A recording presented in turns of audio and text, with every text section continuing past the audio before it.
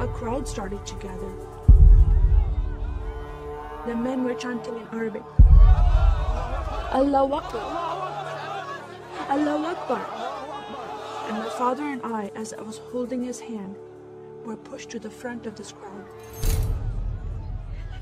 In the center of this crowd was an Arabic woman, dressed just like this, and she was tied up and she was sitting on a box.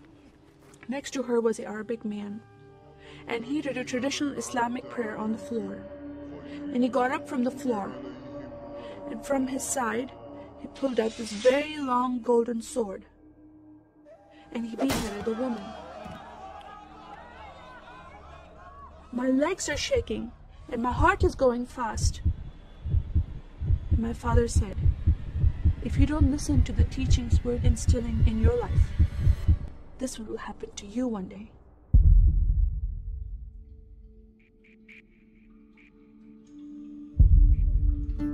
I was born and raised in a small country by the name of Kuwait, a community of 98% Muslim population. 2 of my uncles are imams, and 1 is president of a mosque, where I would hear the call to prayer 5 times a day.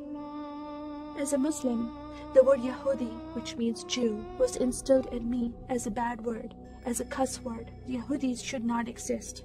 They should be killed, and I never thought to question why would I hate them. I never met Jewish people in my life. They never did anything to harm my family. I just hated them. Just the word brought hatred in my heart. It's very important to learn the Quran and the Hadith and even memorize it in Arabic. I even entered a competition where you recite a long chapter in front of Islamic leaders and teachers.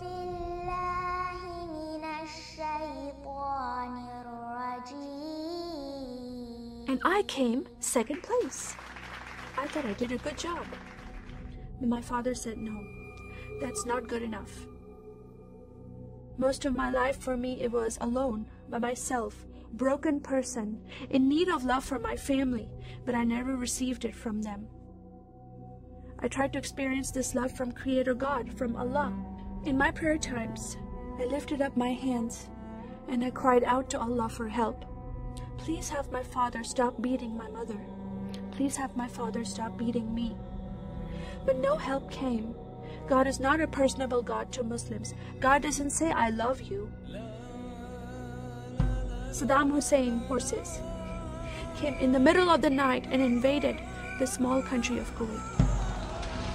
And then they came to my city, and they destroyed property, and they looted people's home, and they stole possessions, and they killed the men, and they raped the women. Then we were granted asylum status to stay in the US. My grandmother suddenly got very sick. She had a heart attack, and she went to the hospital. And 2 days later, she passed away. I was devastated because I lost my best friend. And this lady approached me and asked me if I was okay. And I said, "No, Paula, my grandmother died." And I just started to cry again. At that moment, I was hurting so much, only crying helped. And Paula came to me and put her arms around me, and she gave me a hug. And then she asked me a question. "Would you like to go to church with me?" When I walked into this church, I experienced love from these people and acceptance from these people like I've never before. Fellowshipping together. They were men and women together. They didn't have to be separate. No one was judging each other. And they knew I was Muslim. They were so friendly to me themselves, accepting of me and loving of me. And that was really surprising to me. And for the first time in my life, I heard a message from the Bible. I started reading the message about Yeshua. When he walked into the synagogue, he was given a scroll from Prophet Isaiah, and he opened the scroll and he started reading that scripture. That the Spirit of the Sovereign Lord is upon me, because he has anointed me to preach the gospel to the poor. He has sent me to heal the broken heart and to proclaim liberty to the captive and freedom of sight to those who are bound, to proclaim the year of the Lord's favor. First time I heard these words of freedom and healing and liberty. I'm desperate to be freed from bondage. I was held captive in Islam, and I wanted to be freed from that.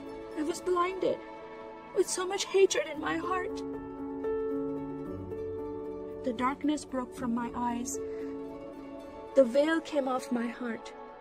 I knew the decision I was making to leave Islam is a big decision. By Sharia law, Islamic law, it is death penalty. But I'm desperate to know a living God. In that day, I gave my life to becoming a follower of Jesus. This is the God of Israel, God of Abraham, Isaac, and Jacob. And the nation of Israel is God's heartbeat. And I said, God, forgive me. I did not know I hated your people. I love the Jewish people because it's their God, their Messiah that I'm following. And He told me to love them. I never knew what happened to the 6 million Jews that died. I never heard that in Kuwait in history. Now that I met Holocaust survivors, I know their story, and I shared my story with them. Your God, your Messiah, changed my heart, giving His life for me, so I can have life everlasting. He rescued me. He saved me. He came and brought joy in my life again. And I'm a blessed woman. And I start crying, and they start crying, and we are able to relate to each other, and they embrace me, and they love me, and they experience some healing, I believe, when they hear my story. That is a privilege to have that in my life. I am one for Israel.